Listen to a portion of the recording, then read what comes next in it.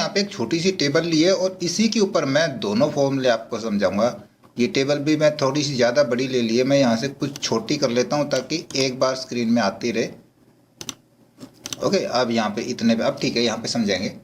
देखिए सबसे पहले बताते हैं इंडेक्स का। इंडेक्स का क्या काम करता है, ये किसी भी पर्टिकुलर लोकेशन की वैल्यू को निकाल के दिखाता है। ये भी एक लुकअप का बहुत अच्छा फॉर्मूला है। किस पर्टिकुलर लोकेशन की वैल्यू को निकाल के दिखाता है, मान लीजिए हमने यहाँ पे देखना है 6 नंबर रो में यहाँ पे क्या लिखा हुआ है, या इसके अंदर देखना है हमने 7 नंबर रो में कितनी वैल्यू है ना। तो इस हिसाब से तो देखिए यहाँ पे पहले हम फॉर्मूला आपको तो एक बार लगा के बताते हैं। Equal to index bracket start करेंगे और सबसे पहले कह रहा है अरे। देखिए यहाँ पे 2 आर्गुमेंट दिखा रहा है ना, दोनों हम समझाएंगे। सबसे पहले अरे हमने कोई भी एक कॉलम हम यहाँ पे सिलेक्ट कर लेंगे, कोमा यूज़ करेंगे। रो नंबर हम यहाँ पे मैनुअल रो नंबर डाल सकते हैं अगर हमने 1-2 बार ही देखना है। अगर हमने बार बार चेक करना पड़े तो हम कोई भी एक पर्टिकुलर सेल दे देंगे। ये हमने सेल दे दिया। अब आगे कह रहा है कॉलम नंबर, ये ऑप्शनल है, जो बॉक्स ब्रैकेट में होता है वो ऑप्शनल होता है।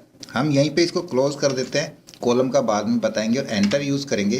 तो यहाँ पे दिखा रहा है नील, यानी कि पहला नाम, जबकि यहाँ पे कुछ नहीं लिखा है तो ये फर्स्ट नेम ही उठाएगा। यदि हम यहाँ पे डाल दें कि भाई 7 नंबर पे क्या लिखा हुआ है, तो दिखाएगा मोनू लिखा हुआ है 7 नंबर पे। ओके, मैंने यहाँ पे सीरियल नंबर भी इसलिए डाले ताकि आपको पता चल जाए कि 7 नंबर पे क्या है ना, गिनना ना पड़े।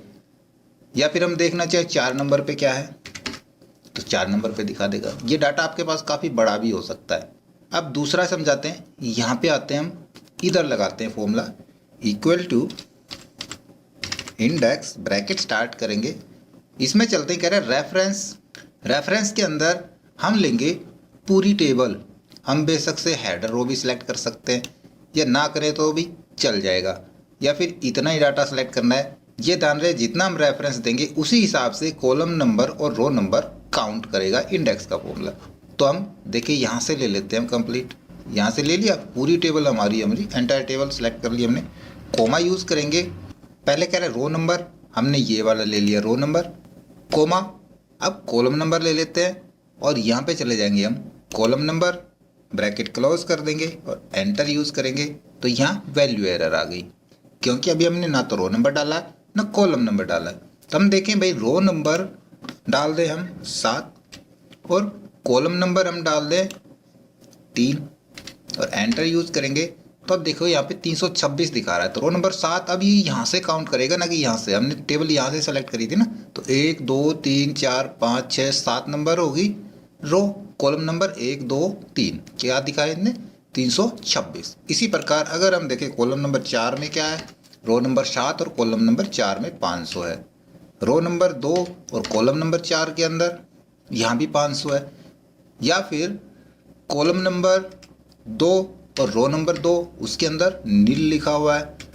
रो नंबर 6 कॉलम नंबर 2 भाई लिखा हुआ है। तो लुकअप के लिए हम इंडेक्स का भी यूज़ कर सकते हैं, काफ़ी यूज़ का फॉर्मूला है ये भी। एक चलते हैं मैच के ऊपर।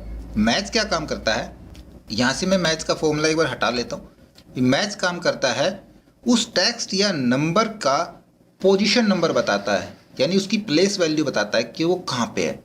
देखिए यहाँ पे हम लगाते हैं मैच का फॉर्मूला, मैच ब्रैकेट स्टार्ट करेंगे। सबसे पहले लुकअप वैल्यू, लुकअप वैल्यू हम ये लेंगे, जैसे कि हमने आपको वी लुकअप के अंदर बताया था कि हमने ये सेल ले लिया लुकअप वैल्यू के अंदर। कोमा यूज़ करेंगे लुकअप अरे के अंदर, लुकअप अरे के अंदर हमने ले लिया ये वाला कॉलम ले लिया। और अब आगे आता है मैच टाइप के लिए। तो यहाँ पे मैच टाइप के लिए जैसे ही कोमा यूज़ करेंगे तो आप देखो यहाँ पे दिखा रहा है लेस देन, एग्जैक्ट मैच और ग्रेटर देन। फिलहाल हम यहाँ पे एग्जैक्ट मैच लेना चाहते हैं क्योंकि हमने एग्जैक्ट ही देखना है। तो उसके लिए हम 0 यूज़ करेंगे, ब्रैकेट क्लोज और एंटर यूज़ करेंगे। तो देखो यहाँ पे मैंने लिखा था पुष्पेंद्र, तो उसकी पोजीशन क्या है 10 नंबर है। देखो यहाँ पे 10 नंबर पे है ना पुष्पेंद्र। या फिर हम यहाँ पे डालना चाहें भाई, तो इसकी पोजीशन 5 नंबर है। इस प्रकार से मैच का फॉर्मूला करता है उस टेक्स्ट या नंबर की पोजीशन बताता है, और इंडेक्स का फॉर्मूला उस पोजीशन पे उस पर्टिकुलर वैल्यू को दिखाता है। और अगर हम इन दोनों फॉर्मूलों को मिला दें तो आप देखोगे हम कितना अमेजिंग और कितना बड़ा काम कर सकते हैं। ये हम बताएंगे आपको